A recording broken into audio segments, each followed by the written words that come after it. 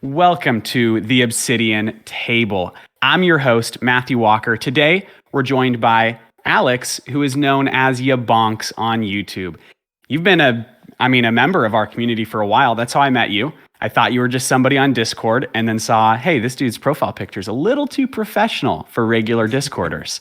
And that's when I found out that you're making some awesome videos on YouTube.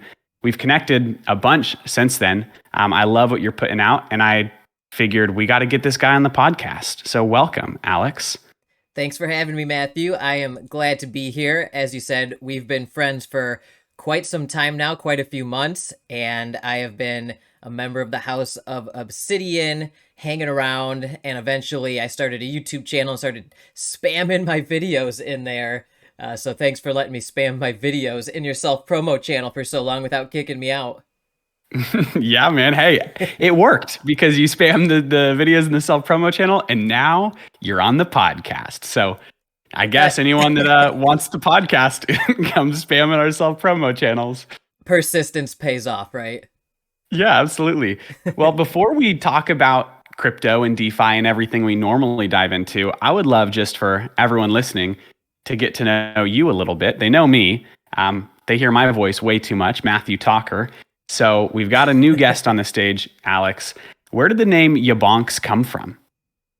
Well, that's actually the gibberish slang nickname for our rescue goose here on my animal sanctuary that I run with my wife. So Godric the goose, we sometimes call Bonks, because he loves those plosive consonants. He really seems to respond to them. So we just call him Bonks. And then when I was like, I need a YouTube channel name, my wife and I were like, Bonks, what about YaBonks? And then it wasn't taken, so boom, that's my that's my YouTube channel name now. Yeah, I love that. So you just mentioned the animal sanctuary. I know a little bit about that. But what brought you, what inspired you to even have an animal sanctuary? And when you say animal sanctuary, do you have a couple of geese, or what's on your animal sanctuary? Oh, it's grown out of control. We have over 30 animals that we've rescued and that we care for permanently here on the sanctuary. And then in addition to that, we are a full-blown nonprofit animal rescue, and we facilitate rescues and rehomes of basically any animal that is in need. So if there's an animal in an abusive situation, and it could be a dog, it could be a cat, it could be a cow, a pig, a horse, it could be a goose, it could be a duck, a chicken. It doesn't matter to us, as long as as long as they're out of options, basically, then we will step in and do what we can to make sure that they're taken out of whatever abusive situation they're in, or given a new lease on life with the best quality of care that we can afford and can provide with our time and money.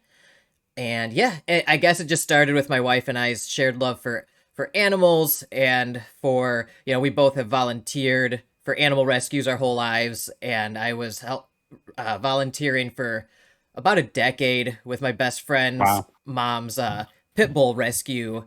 And from there, I guess it kind of turned into every animal species. And so, I've seen some really crazy, terrible situations with animals. So it's like, I just want to get them out of those situations and get them to a loving home. You know what I mean? Yeah, dude, that's genuinely so cool. What animal, while we're on the topic, what was your first animal on the rescue? Oh, good question. It was 4 ducks. And one of the ducks, his name is Dudley, and he is about 1.5 pounds. And he is a snowy mallard, and he is the most ferocious and brave little duck you've ever seen.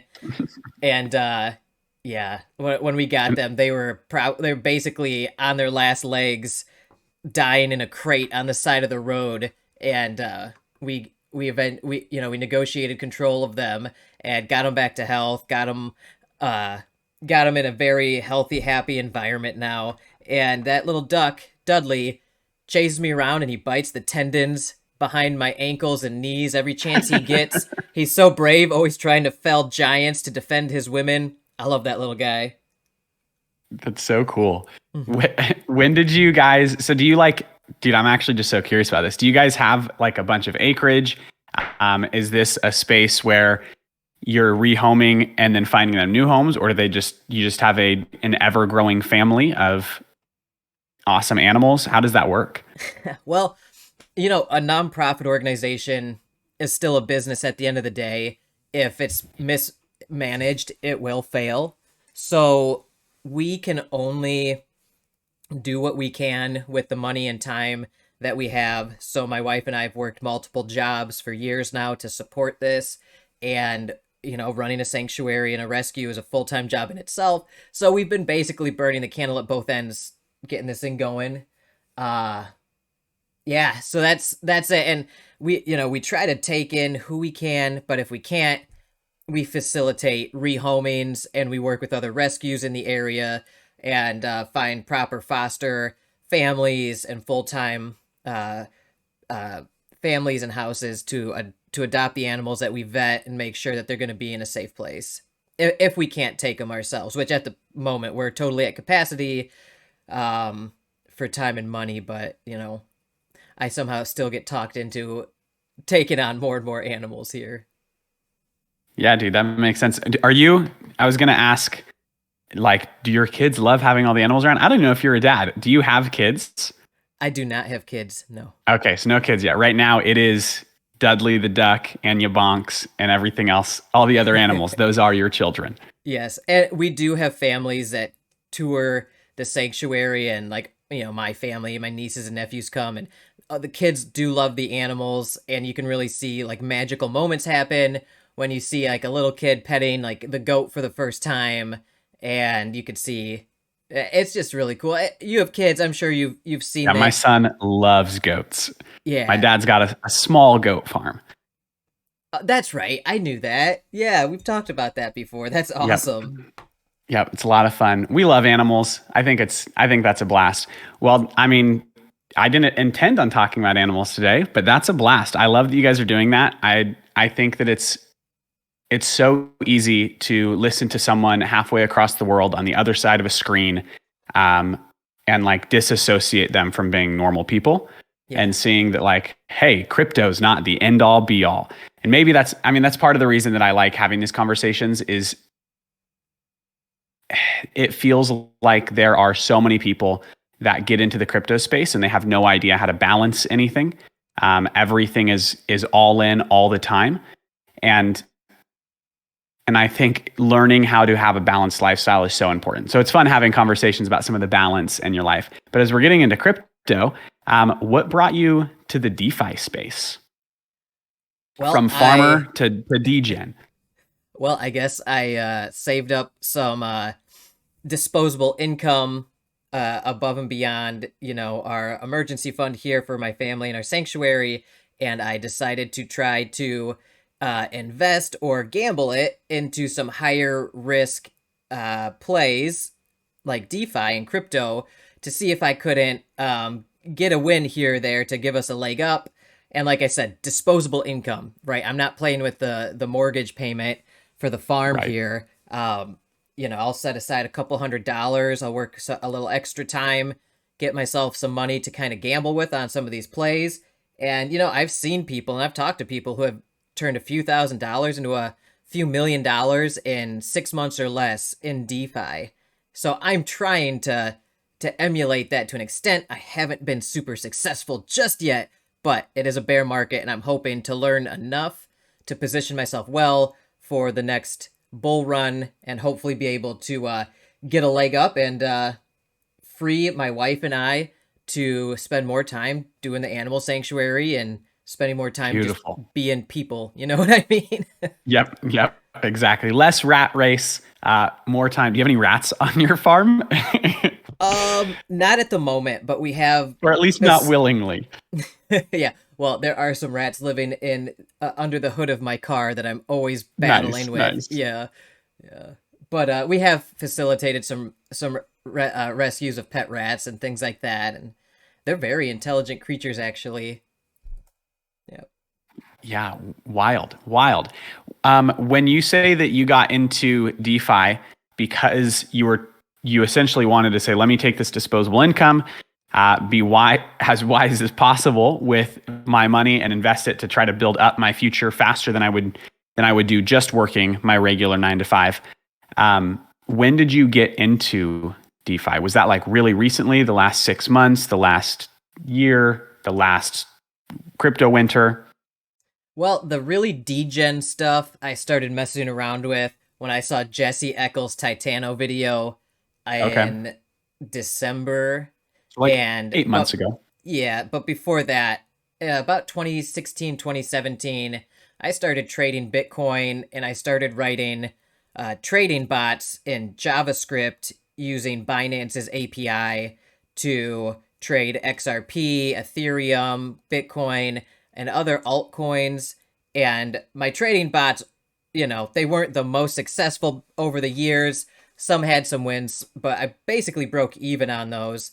But I learned a lot. And then I started learning more about the degen DeFi projects here on the EVM compatible blockchains, Ethereum, Binance Smart Chain, Avalanche, things like that. And like I said, I saw Jesse's Titano video. I was like, wow, this guy made so much money off of like $3,000 or something in such a short period of time. How is that possible? And I basically set aside that disposable income, and I just started buying into Titano at that time, and I made like 3 or 4x in 2 or 3 months. It blew my mind completely. Luckily I took profits and stuff, and I didn't, that's another thing. I always try to take profits now, but it's easy to get emotional about projects and hold on, but so I did really well on that one. So easy to do that. Yeah. Yeah, and then a few others I didn't do as well, so I'm regaining ground to try to get back to where I was after my Titano play. So that's kind of how I got started out here. Now, the past few months, basically everything I've been doing is on YouTube, so people can, have been following me, and I'm very easy to access. Anybody can send me DMs, and I'll respond to whoever. It's true. You're quicker at responding to your DMs than I am. I feel you. I had a really similar story. I used like Coinbase, and like periodically before I got into like degen and true DeFi, I was more so in the space of like, I just set aside a certain amount every month while I was running my regular, like real world, hard to say real world because this is real world for me now. Regular old world job. I would just set aside money each month, and I would diversify it following a couple of newsletters and different tokens, but it was all on Coinbase. And so that's like such an entry level world to DeFi that I was like, oh yeah, I invest in crypto, but that means something totally different than being in the wild west of DeFi. I remember being told when I first started to invest in crypto, and it was, a couple of years ago, like, oh, you got to be really careful. That's really unsafe. And then now, like anyone who's like a full degen in the DeFi space, it's like, oh, if it's on Coinbase, like that's pretty safe compared to anything you're going to throw money at that hasn't yet made it to that point. And even that's not safe at all. And so this is like the true wild west of it. Feels like if you're not taking the right steps and the right precautions, it can feel like everything is literal gambling. And I think that's the wrong mindset. Yeah. Crypto investing should not be gambling. Those are two different things. Could it be high risk? Absolutely. Welcome to DeFi. It's all high risk. But that doesn't mean it's gambling. One of the reasons I use the word gambling, and I try to steer clear of the word investing, is because when I'm covering some of these projects, especially if I get paid to make video content laying out the information for a project, I need to be careful in the United States when I use the word invest or investment, because eventually the SEC is going to try to get in here, and they're going to go after YouTubers first. Well, yeah, because of FTC laws and stuff. I don't want to be implicated in marketing unregulated securities, because when you say the word investment, that all of a sudden becomes the jurisdiction of the SEC. So I like to use the word play or participate or even gamble. And I like to say the word gamble because a lot of the newer people out here might not truly understand how risky some of this stuff is. So that word kind of lumps that risk in with participation out here. So they kind of will maybe get triggered and think, oh, this might be risky. And then they'll look into it, hopefully. Like, be really thoughtful about it. Yeah. Yeah. So that's why I don't want to say like, oh, this investment here, if you put in X amount of dollars, you'll get X amount of dollars in a year. And then it kind of sounds like you're bumping up the potential APY while in dollars while minimizing risk. And that can be troublesome as well in terms of SEC and FTC stuff. So that's just me kind of covering my ass. No, and I think it makes sense even more than the SEC stuff. It's an interesting concept to say that, like, hey, for an entry level person, I'm going to define this as essentially gambling, because if you're not informed and well educated about like the different types of projects, when you should invest in a project, when a project is too green for you to invest in, like you become the exit liquidity. If you're not paying attention to the right things, it essentially is gambling. Like, you might honestly have better luck going to a casino if you're not really paying attention to what you're throwing money at. But if you are, it's informed gambling, I guess. Where essentially you get to set yourself up for high risk, high reward. Absolutely anything in the DeFi space is high risk. And I think I could not emphasize enough to anybody listening that you should not ever be throwing around money that you cannot afford to lose. This is not the space that you invest, quote unquote, invest your very first investment.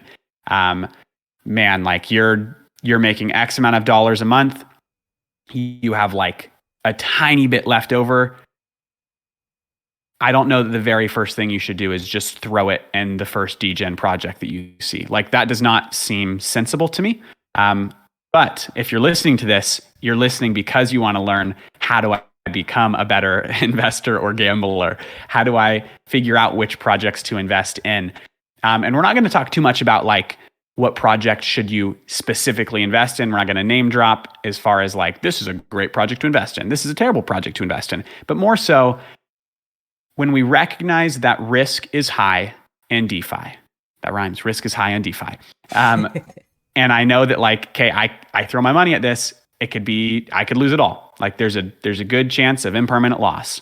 Yeah. Which is a funny word. Impermanent loss, which just means permanent loss. Yeah. And so as I'm exploring the DeFi landscape, there's literally thousands of projects. There's a whitelist tomorrow. There's a whitelist the day after that. There's a project that somebody made a 20x on. Maybe you saw your favorite YouTuber, we were talking about Titano a minute ago. That was one that if I had pulled just at the top, I think I would have, and I got in way later than a lot of other people, but I would have 20x'd, which is insane to think about. I think, crazy. I mean, I pulled, I pulled rewards over time. So I was profitable in it, but I did not 20x because I didn't just pull everything at the top. Yeah. And so when you think about that, dude, that's crazy. Where else am I going to put money and 20x it? Like that's insane.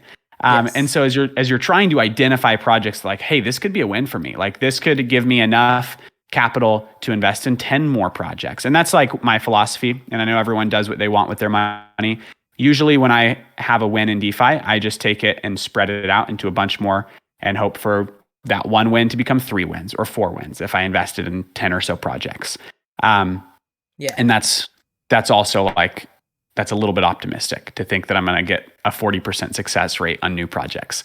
But as we're looking for projects, the conversation that we want to have today is essentially, okay, I want to invest or put my money somewhere or try to improve my life. But before I do, like, how do you even find out how risky a crypto project is? Well, there are a lot of different factors to take into account when you're analyzing a new project to take a position in. One of the things you just touched on is actually one of the things I wanted to mention as part of this is overall risk management and position sizing and diversification.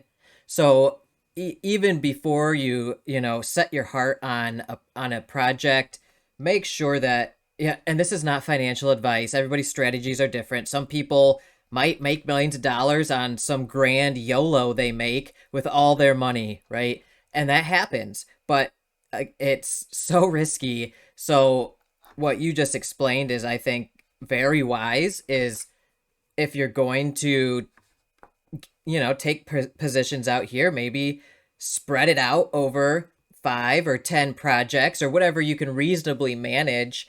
And that way, it's kind of like Silicon Valley style venture capital investing, where you invest in 10 or 20 companies, and you're assuming that all of them but one are going to fail, but that one that might really succeed big time and become a unicorn might 100x or 1000x and more than make up for all the losses, plus give you a great return. So that's how I view a nice diversification strategy for such a high risk, high reward space like DeFi. I think of these all as software startups in an unregulated space, though. So with that part being said, how do you evaluate a project in an unregulated space where there might not be the same kind of rules and regulations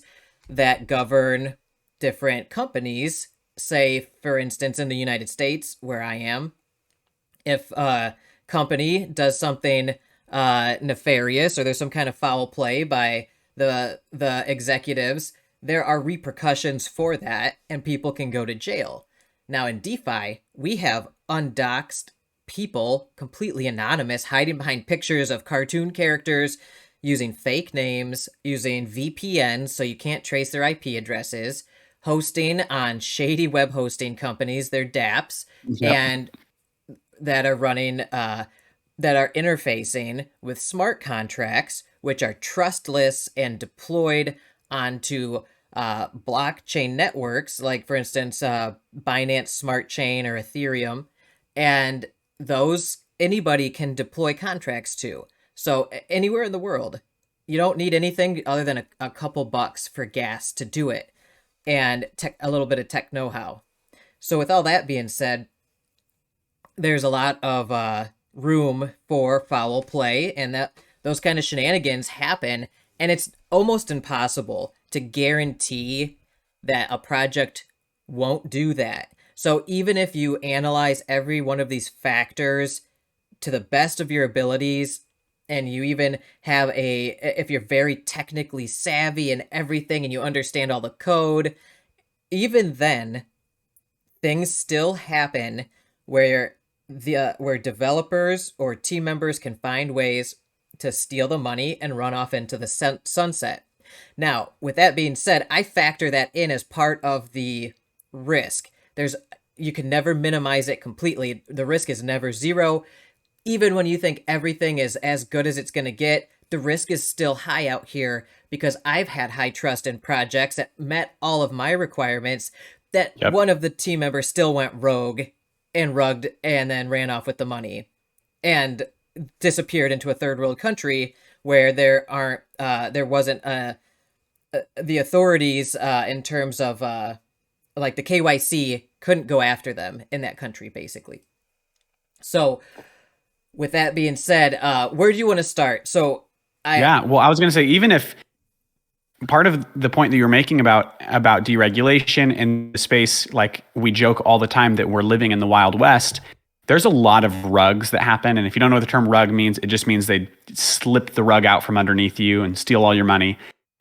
Even if it's not a rug or foul play, because there's no regulation, you see a lot of people launching projects, quote unquote. And I know everyone calls them projects in crypto, but it's like you said, it's really just investing in startup companies. And you see a lot of people launching these startup companies that have like no credibility to run a company. They don't understand tokenomics. They don't understand economics. They don't understand how to manage people. They don't understand how to invest funds, but they had like a sort of cool idea and gained a Discord following, and a bunch of people threw money at them. And we watched them implode. And is that like foul play? Not necessarily. They probably had good intentions. They were hyper excited and thrilled to launch some cool company thinking this is going to change my life. But they had no idea what they were doing. They just lucked into success. And so when you're in a space where there's no regulation, even if you're not getting scammed outright, you may be investing in people that just don't have the capacity to lead their own companies to success because there's no regulation. There's no starting line of you need to be this tall to play the game. Anyone can play it, and anyone can start and take off and launch. And so that alone increases the risk level significantly. You're not investing in startups in Silicon Valley from seasoned entrepreneurs. Lots of the time, you're investing in startups from 20-year-olds that have never done anything except graduate high school. And sometimes those are the ones that actually launch the coolest projects that end up being successful. There's a lot of young dudes in this space, so not knocking it to them, but recognizing that hey, that's inherently more risky because there's no track record. Absolutely. And that's such a good point. Rug pulls and scams aren't the only thing we need to look out for here. These are basically software startups, and there's, in the US, 4 out of 5 small businesses fail, I think, in the first year. So I apply that here as well. So after you get through the rug pulling and scamming risk management, then you got to look at, are they competent? What's the success rate for their project idea, their tokenomics, the strategy they're taking this to market. There's so much that goes into this, and like you said, anybody can do this. So it can be very young people. I've seen people under 18 years old running projects, and I was mowing lawns when I was under 18 years old and doing sports in high school. There's no way I could manage millions of dollars of other people's funds responsibly and really understand the implications of that. So, like you said, and there are brilliant young people out here. And there are also brilliant people from third world countries as well. I know I mentioned that earlier. Which is one of the coolest parts of DeFi. I love it, I talk to people from Nigeria that are building awesome stuff. And that used to be a negative implication. I talk to people from India. I talk to people from Southeast Asia, countries that I've never had a conversation with somebody before. And DeFi is bringing all of us together and giving the opportunity. I mean, you think about the Philippines, where the average income there is not enough to survive on a month where I live, period. Same. You could not even pay your rent with it. But some of these people are getting into DeFi. I mean, you look at the way that the play to earn space revolutionized so much over there, where now, people are literally playing DeFi games and making a better living than they were doing manual labor before. That's amazing. I love it. That's amazing. And like you said, this has basically opened up the entire world to me. I have made 2 really good friends from Nigeria, one of the countries you mentioned. One of my best friends out here is from the Philippines. She's amazing. And these people everywhere are so smart and talented, and I never would have met them unless I had access to this space and this industry. Now, what I mentioned earlier with the KYC process is they often have, you should know, Obsidian, there's tier 1, tier 2, and tier 3 countries. And that's basically based on the authorities and regulatory agencies in those jurisdictions of how well they will pursue cyber criminals out here in DeFi. Now, with that being said, one of the things that I look for first when I'm evaluating the risk of a new DeFi project I'm looking at, I start with the team generally. I say, who are the team members? Who are the project owners, the principal owners of the project? Who is their lead developer, the person writing the code, managing the DevOps and the operational security of things, managing the wallets, the multi-sigs, the minting, all of those, the liquidity, who's doing that? And are all these people KYC'd?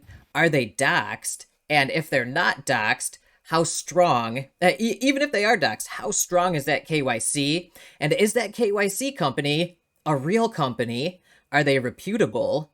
What's their track record? And do they tell you which what tier country the team members are from, so you have an idea of whose ass is on the line if there is foul play, and who's basically going to get away scotch-free in those situations. Do you want to add anything there? As I know, Obsidian has a KYC company as well, right? Yeah. I think I think the biggest thing, and there's a few. I would not say that like we're the only reputable KYC company. We entered the space because we thought that the quality standard needed to be raised. Since entering the space, some of the companies that were around before us have significantly raised their quality standard and are doing awesome. Some of them were awesome before, and they still are awesome. Some KYC companies suck. And so I do think that it's important to look at and see, like, are they actually doing anything at all? What do they say that they're going to do? Are they just doxing information? Do they even have permission to do that? That's like a legal battle if you just throw someone's info out there without proof of something happening. So like in our case, what we tend to do, our first step is as soon as any kind of foul play is seen or suspected or reported from any of their community members or anything like that, we go in and report it. If we see anything that remotely looks suspicious or foul, like that's when law enforcement gets involved. We personally work with the South African National Police. They do a lot against cybercrime. We work with the FBI and we work with the CIA in the United States. And that's like a new relationship that has formed fairly recently, just because we realized that we had like multiple times we would track down the stolen funds to a Binance account, and then they wouldn't talk to us because they don't care that we're a KYC company. We're not the cops. And so that's when we realized, shoot, we need somebody involved on our behalf that can vouch for us. And that's where our new connections with like the federal government come in. And so I think pay attention to what they're actually doing. Some companies just straight up dox them immediately. Now, if the company does that, they're kind of putting themselves at high risk for legal huge liability, dude. I actually unofficially, I was dumb and naive when I first came out into this space, and I was a volunteer moderator in a project for a community that I loved, and the team, like one of the team members doxed themselves to me, and I was like, oh yeah, this is like my YaBonks unofficial KYC. It was super dumb and naive of me, because when they kind of faded away and disappeared, there was, I don't have evidence of foul play. Like there's no proof that they've done anything wrong other than just kind of ghosting for a while. I had many members in the community saying, all right, you should dox their information now. And I was like, wait a sec, what does that actually mean? And what are the liabilities if I do that? And I looked it up, and in the United States, if I were to dox somebody's private information against their will, then I get up to like 5 years in prison, potentially a felony charge. A felony, up to like hundreds of thousands of dollars in fines. It would basically ruin my life and destroy my family and my nonprofit. And so you have to know exactly. So if you're going to dox someone, you have to know, like, without a doubt, all of the evidence is verified in there that they 100% intentionally stole funds and ran away. And there's a lot of caveats. And even then, you should go have through to have the them legal signing exactly the legal framework of getting the proper authorities involved to pursue them, rather than just like dropping their name and address on Twitter and saying good luck.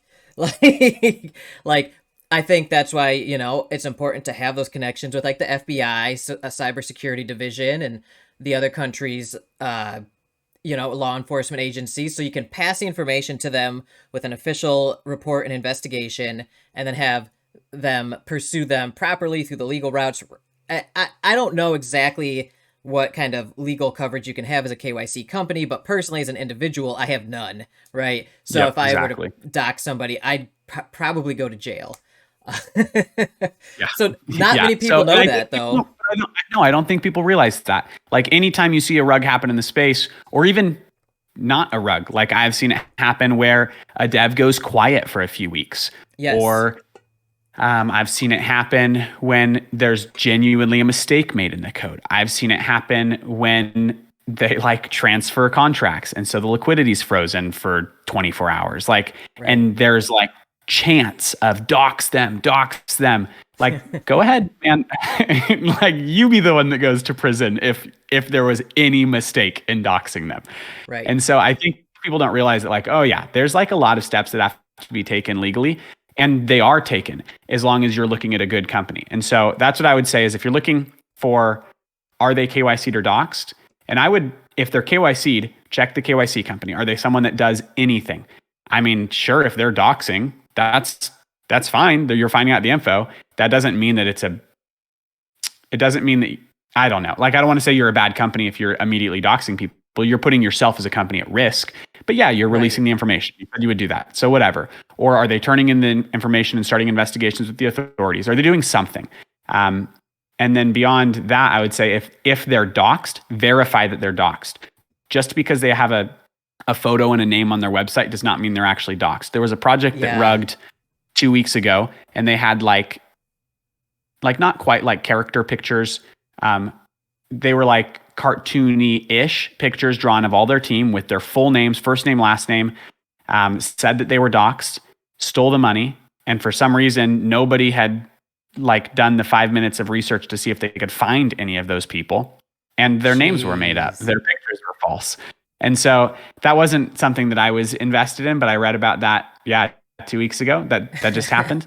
And so just because someone says they're doxed, make sure that they're doxed. Yes. I could say my name is anything.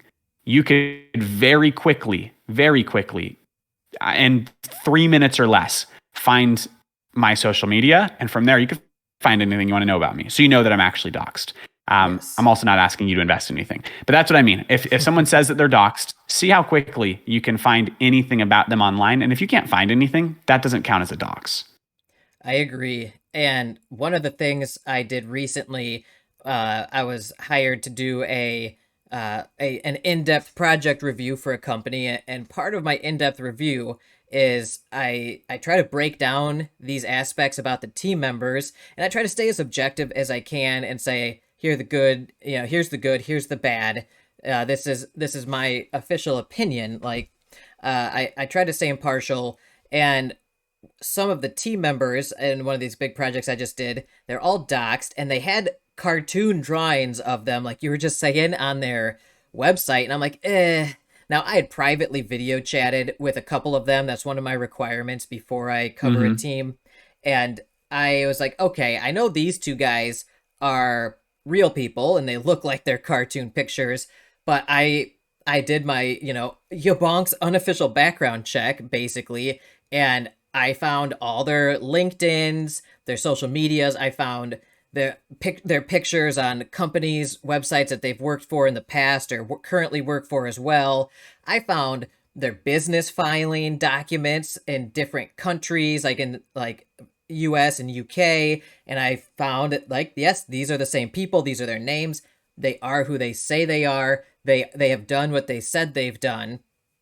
And the whole team, as soon as I did this with all of the executive level team members, I was like, okay, I feel much better covering this project, right? Yep. So that's something, if somebody is doxed, verify it, don't go knocking on their front door or anything creepy like that, but check if they have a LinkedIn or a Facebook, or if they work for another company, see if that other company has them on their website somewhere.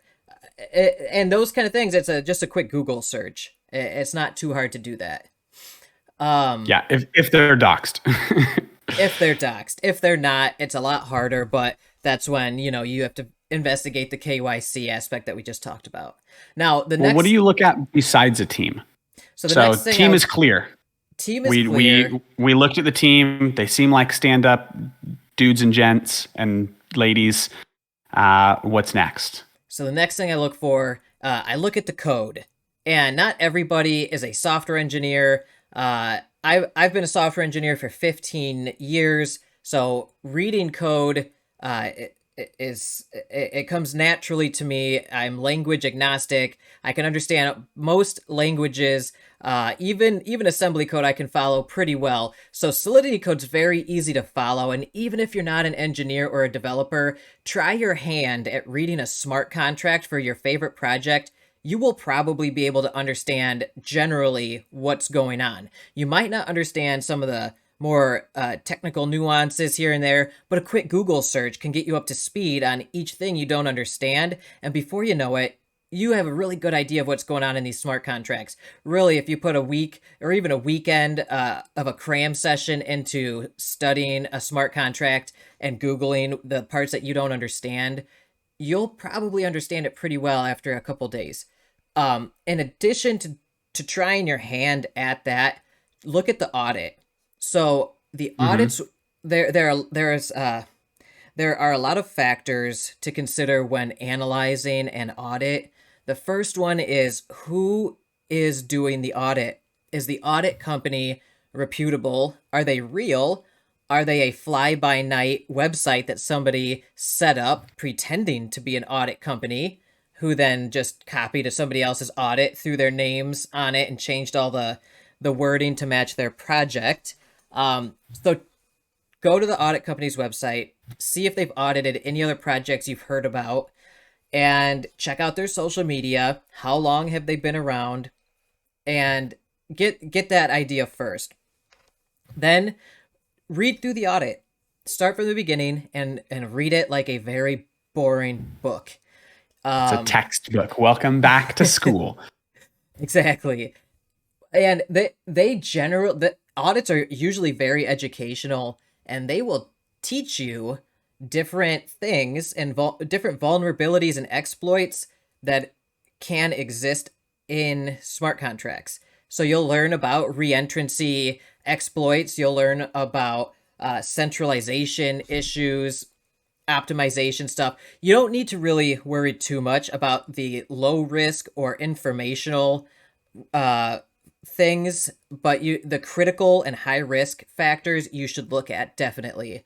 And if they have any critical issues, check to make sure that in the audit the team has said that they have resolved that issue. And if they haven't, they will usually give an explanation of why they haven't.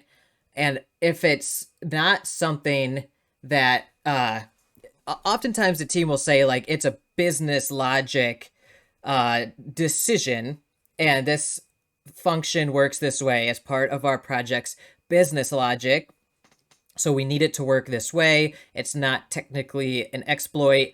And then the audit company will also put in a note says, okay, we accept this answer as satisfactory.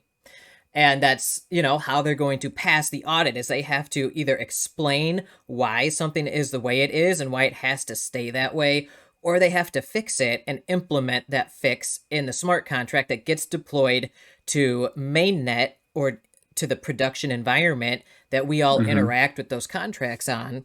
So one of the things I do is, if the project has already launched, so that say this is a post-launch project, I will take the audit and I will go through each of the critical and high importance items, and I will check that the code that the audit has pointed out in those issues has actually been fixed according to the audit's recommendations in the code of the smart contract that was actually deployed to mainnet. Now, one of the reasons I do this verification manually is because projects sometimes will do what I call a switcheroo, where they will have a good contract audited by an audit company during pre-sale or pre-launch.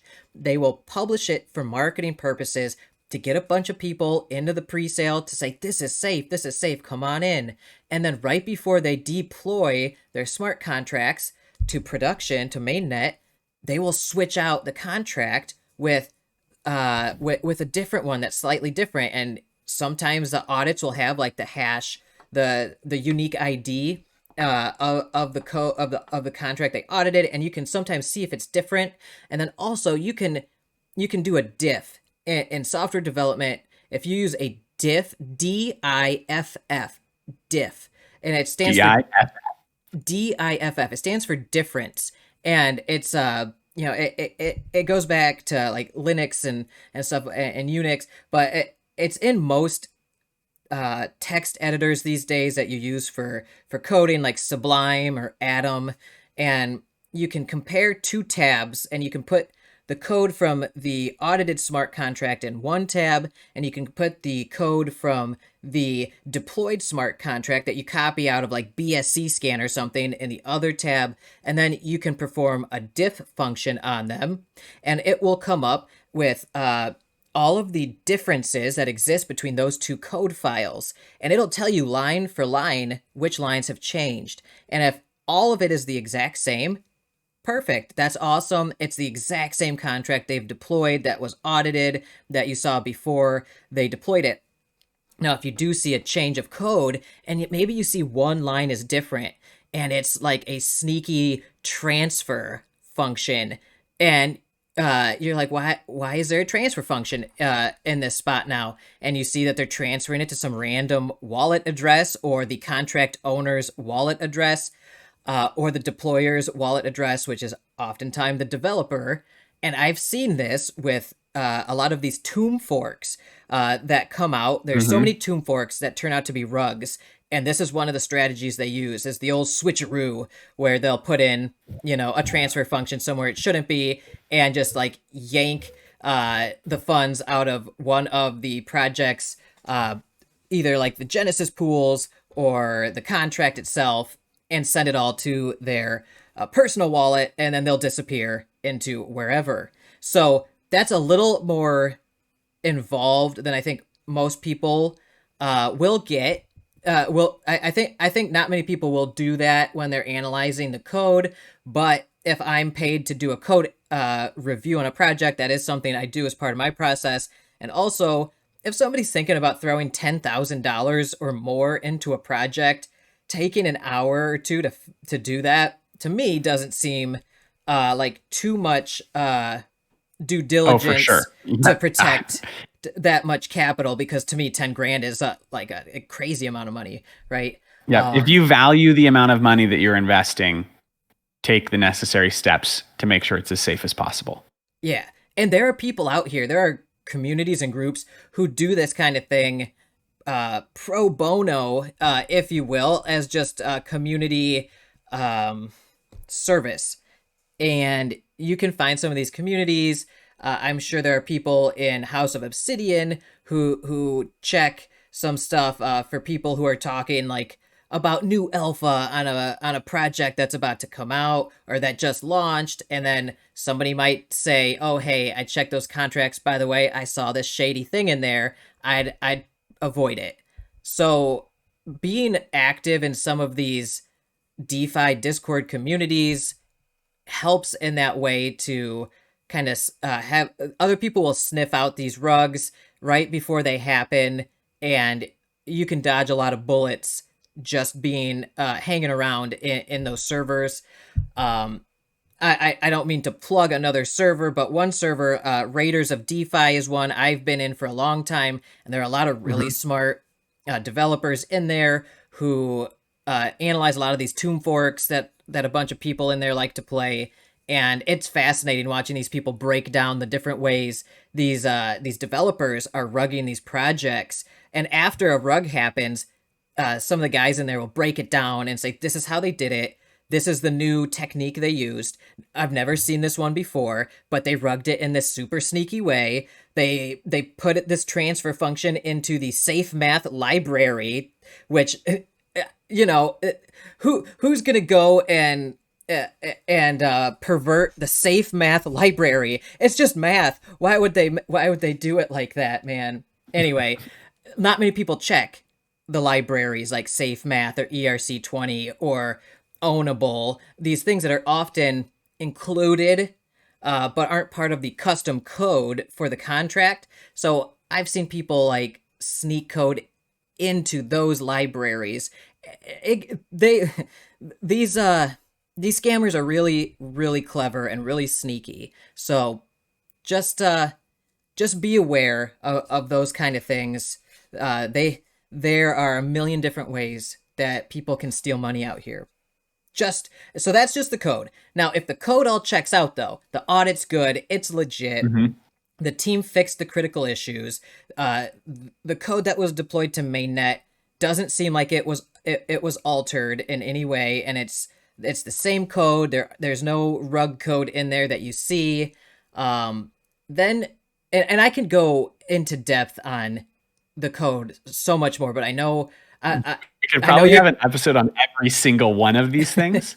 Yeah, I know, and I know your time is valuable.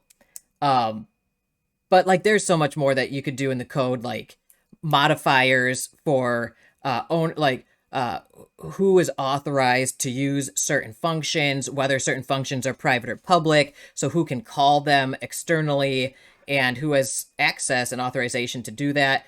That's a whole nother topic, but let's jump into the next section here, because this is a relevant one that just happened in a project I was in, where everything checked out for the most part. As far as I could see, it was one of my most trusted projects, because they had the most doxed team members I had seen yet.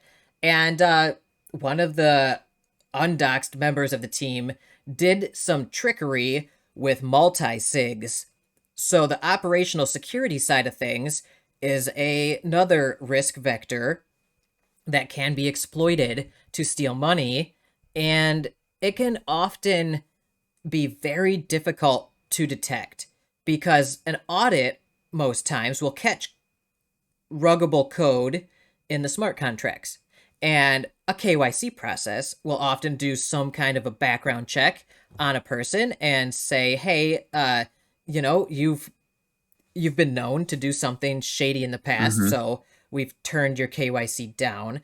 But an operational security issue could be where a developer, for instance, what happened with the project I just got rugged on, the developer can trick some of the non-technically savvy members of the team into making them believe that they are on the multi-sigs when they're actually not.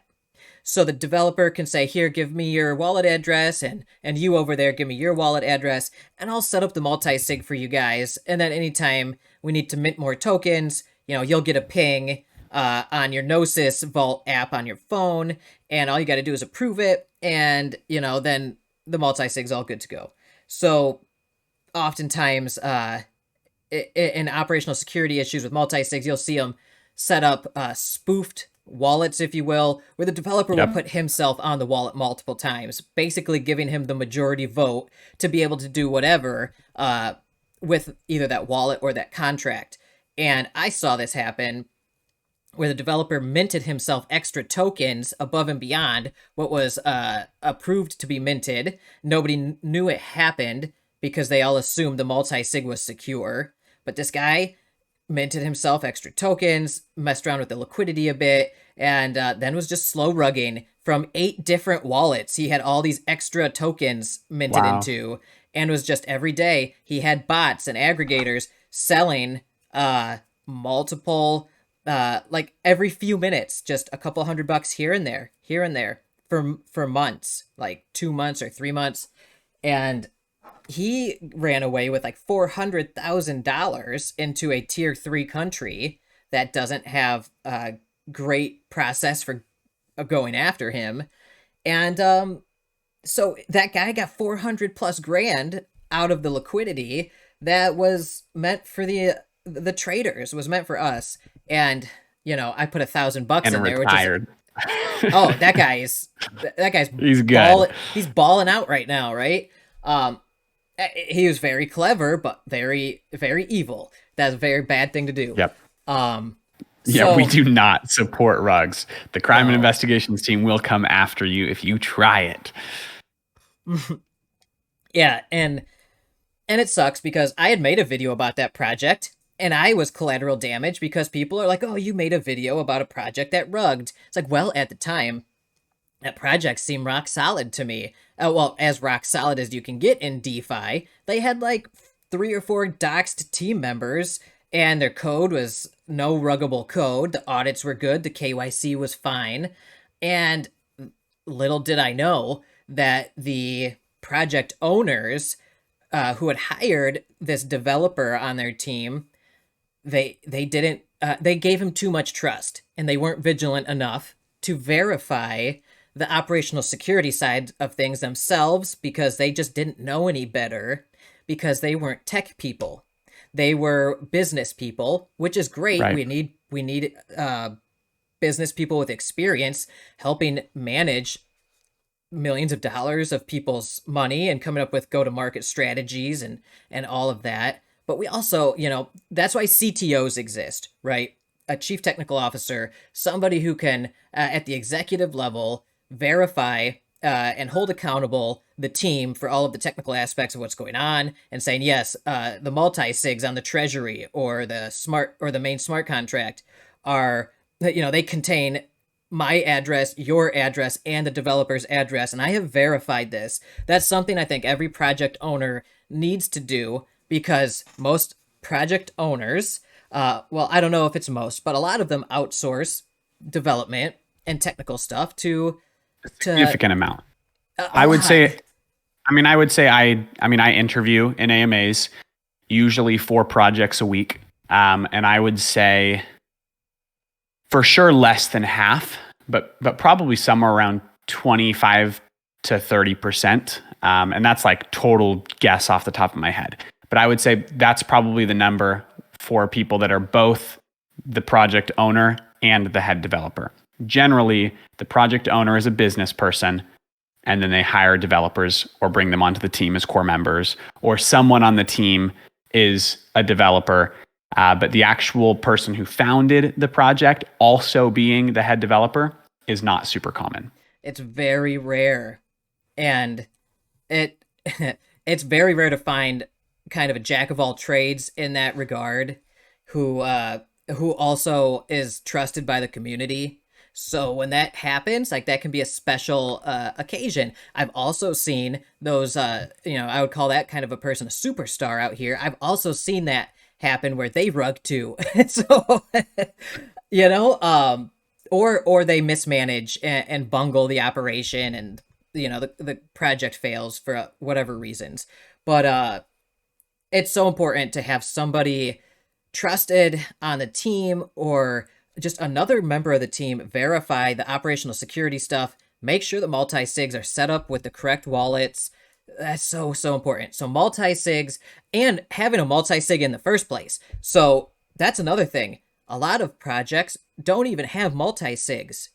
And if they don't, you should be asking why. Why don't you get a multi-sig? And they'll say, oh, well, Gnosis vaults are expensive, or this or that. There are multiple options for multi-sigs, and it's always worth the cost, because if somebody's wallet is compromised, not even if they become a malicious actor, but if somebody's wallet is compromised who's on the multi-sig, or who owns the contract or like the treasury wallet, that also ensures that a hacker can't just get access of the treasury because they took over one wallet because they got somebody's seed phrase somehow. So a multi-sig in general is very important. Also, time locks. Not many people talk about this. If you're in the auditing space, you know what I'm talking about.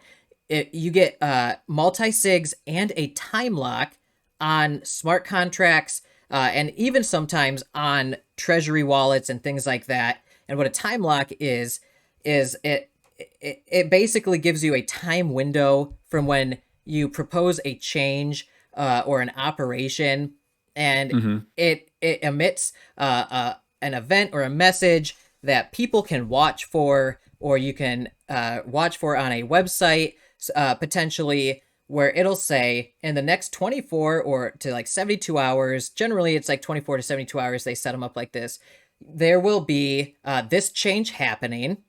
And if you are a vigilant community member and you have your finger on the pulse of this project, because say you've got 20 grand in this project and you're just like you want to make sure nothing goes wrong, you might see, hey, this time lock is saying that in the next 48 hours, they are going to mint an extra billion tokens.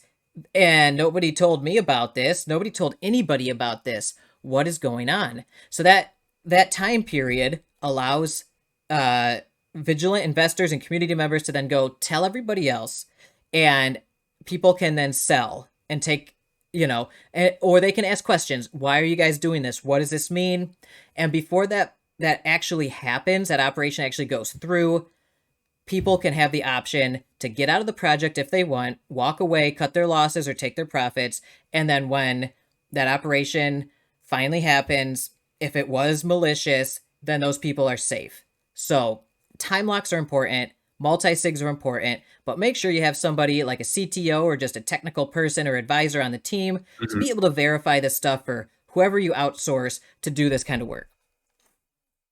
Yeah, I think that I'm loving this because I think the average person doesn't pay attention to any of these things. What they look at is, I saw a lot of people in a Discord server talking about this project. So now I'm going to throw my hard-earned cash at it instead of actually taking a look and saying, is this somewhere that I should actually throw my money just because a bunch of bots on Discord are saying that they're going to throw their money there?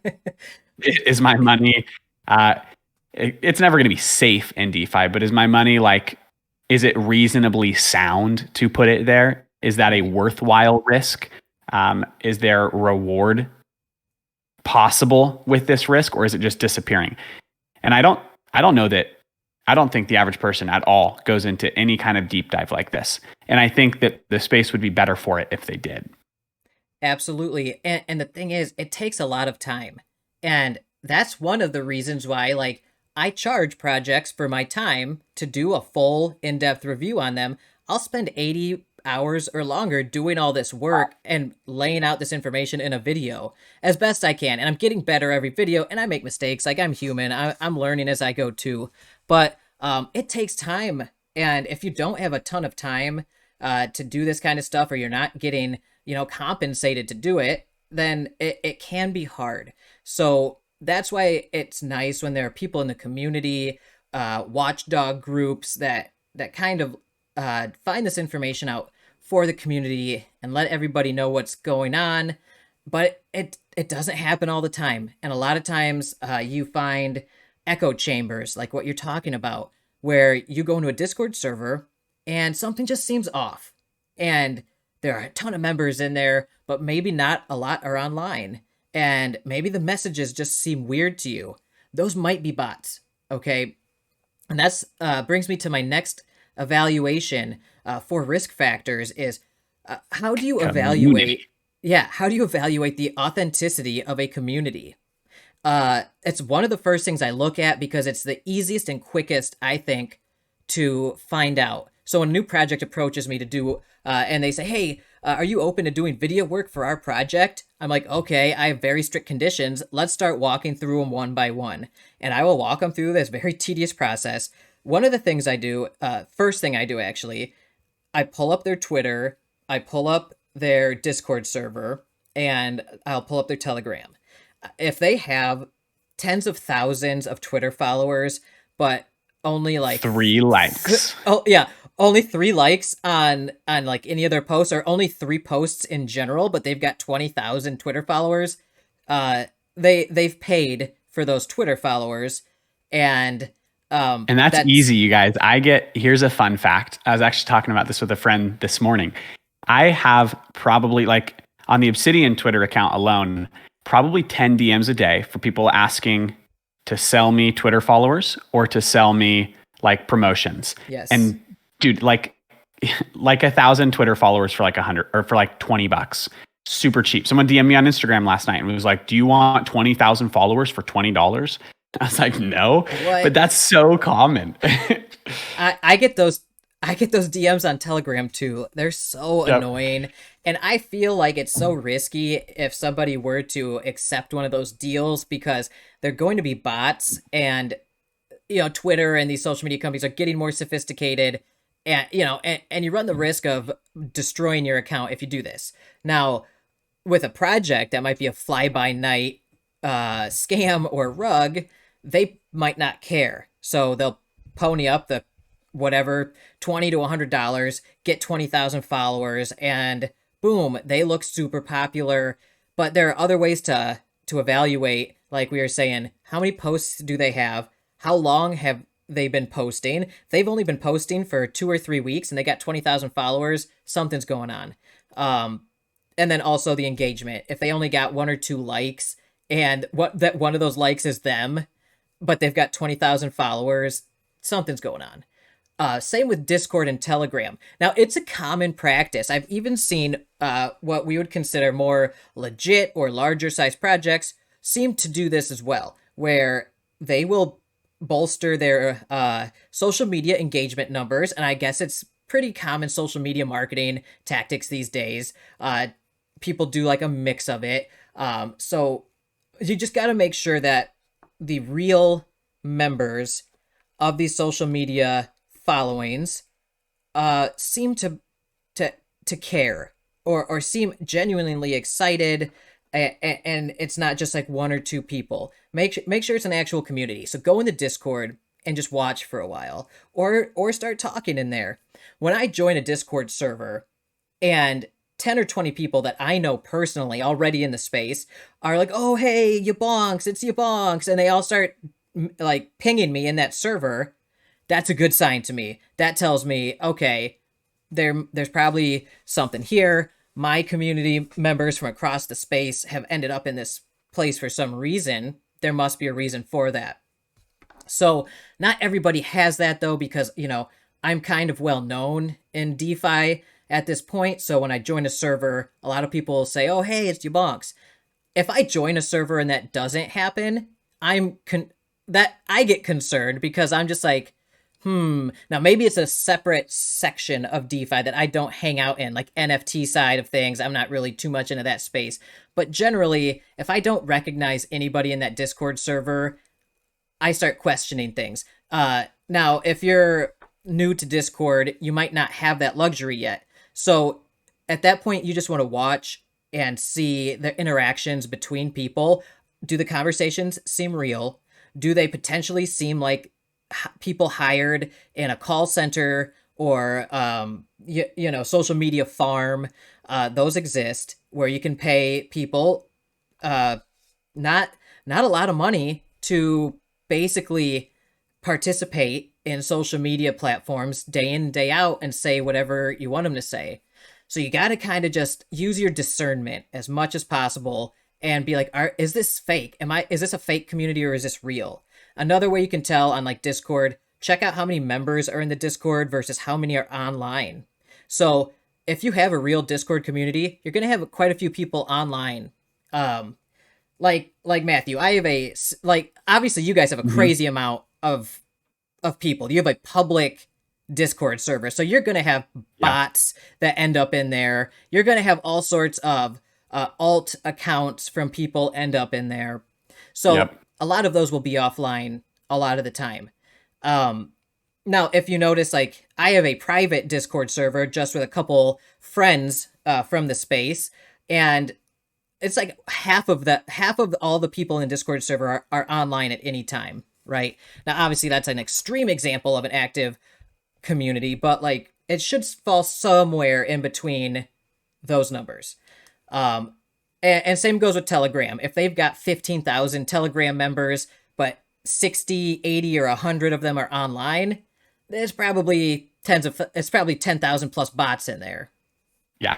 And it depends on, and I think there's a little bit that depends on like when is your community active. If it's like Telegram especially is way more used in like the Southeast Asia side of crypto. And so if it's the middle of the night for them, maybe not a bunch are online. But pay attention to like the time zone that they would be active in. Like if you look at our Discord, we're predominantly the United States and Europe, which is funny because I feel like our most active chatters, a bunch are from, like we've got a ton from India, we've got quite a few from Australia, and that's like the opposite side of the world.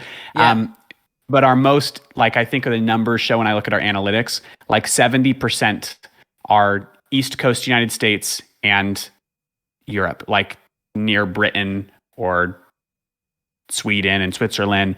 And so if they're all asleep, well, yeah, our numbers will probably be lower if you're looking at the middle of the night for that community itself, but you look during the active times. If nobody's online, if you've got a Discord of 10,000 people and 100 people are online, either there's a lot of bots or the community is just really not active. And if I'm looking to buy something, and it's a community that's centered around an investment or a token or an NFT, like you want a really active community more so than just a watch group or an AMA community or anything else, because those are the people that are going to spend money on it. If nobody is active, there's no liquidity coming in and you're going to throw your money at a dead project. Right. You're going to be in a very illiquid market. You're going to sell and probably take a loss. So those are things, you need to look for. And that actually brings me to one of my next points. What are the tokenomics? And in addition to the theoretical tokenomics laid out in the white paper and how, they implement it in the smart contract, what does it say on DEX Screener or, whatever website for blockchain analysis for whatever network you're on, like Binance Smart Chain? If you're on BSC Scan, how many holders are there? Also keep in mind, holders can be spoofed by dusting attacks. So how many real holders are there? And in like BSC Scan, you can go to a token's address and then you can click the holders tab and you can see the top holders. And if like the first page is like people who actually are holding, the top 25 actually have some significant tokens, but then like it quickly drops off to where people have like 1 or less tokens or 0.1 tokens, you might be looking at a project that has used a dusting technique to boost their holders number. It's very cheap to do. They just have to pay for gas and their aggregator programs that can help with that. And they just have to copy and paste in a giant list of actual wallet addresses and send, a fraction of, just a couple cents worth of their token to all these people. And then their BSC scan will say they've got 3,000 holders. When if you look in the holders list, anybody who has any significant holdings, like they actually bought it with their own money, there might only be 50 real people holding the tokens. And how many of those are the team and the pre-sale and the whitelist people? So those are tokenomic things you can look at to see if the project is being spoofed as well. And let me tell you, a lot of legit and larger projects, or more, I should say more legit seeming, because I don't ever like to talk in absolutes out here because things change and people change. I can't control what people do. But the more legit seeming projects, the bigger projects also sometimes use this strategy for marketing where they will dust thousands of people, random wallets or wallets from their competitors with a fraction of a token. And then I have so many in my wallet that I just hide of these little tiny. Yep, exactly. So many. So I've got them too. And some of them are rebasing tokens and they've been in there so long, they're worth a couple bucks now. And I'm just like, come on. I hope that dusting token turns out. Yeah. I hope it's worth $1,000 in a year. Yeah. Thanks guys. Appreciate you. And even beyond like that's a tokenomic move that is clearly, and it's either nefarious or like just a kind of an odd marketing technique at the very minimum. But even when you're looking at tokenomics and you're not looking at nefarious things, but you're just looking at bad tokenomics. Tokenomics is just a fancy word for the combination of the economics of the project, where money is going out, where money is coming in, how they produce revenue, how they pay holders, and then any utility the tokens have, any use case. And when I say utility, that just means like use case, what do the tokens do? Do you just hold them? Do they accrue? Do they reflect? Do they rebase? Are they used for something specific? Do you stake them? The tokenomics are just like, what do I do with this token? And is it actually worth money? And I think that's so important to look at too. If you look at a project and realize, hey, the only way this token goes up in value is if more people show up and buy and nobody sells. That's pretty common. That's sadly way too common. That's not a project that I'm going to invest in unless I'm rolling the dice right at launch, and then I'm selling before it has a chance to really go down. And even then, like that's a pretty risky day trade-esque play.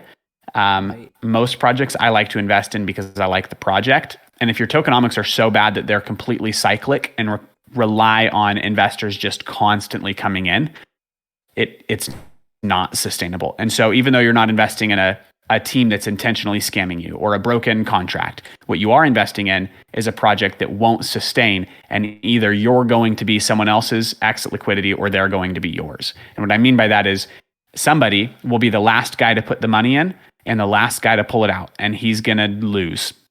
In order for you to win in a project like that, somebody else has to lose. And more times than not, you're the guy losing. Right. And I like to often distinguish multiple strategies in my videos. If I were to play a project, if I were looking at it as a value investor, like more like you, versus if I were a speculative swing trader, how would I play it? Potential entry points for the tokenomics. I take inflation into the equation, demand, volume, all that stuff. So look at those things, and I always try to tell people, this is not financial advice, but try to get your initial out as soon as possible, so you're playing with house money. That that way, if anything goes wrong, it doesn't feel like a punch in the gut. And then I know we got to wrap this up. Last thing, pre-sales and staking pools. I won't get into them, but make sure they're not honeypots. You can look into this more yourself, but with pre-sales and staking pools, there are a lot of centralization issues oftentimes where you got to really trust the team who's managing those funds as they move them between wallets. And do you actually trust somebody that you've never met that you're handing potentially millions of dollars to? Exactly. I'm not going to just trust a stranger on the internet with my money. So pre-sales for that reason are inherently more risky. So just I wanted to throw that one out there. I know you've got another AMA here starting in a few minutes. So do you want to go ahead and wrap this up? Yeah, absolutely, man. I feel like I did not realize that we had been talking for an hour already. I feel like we could deep dive into all of these even more.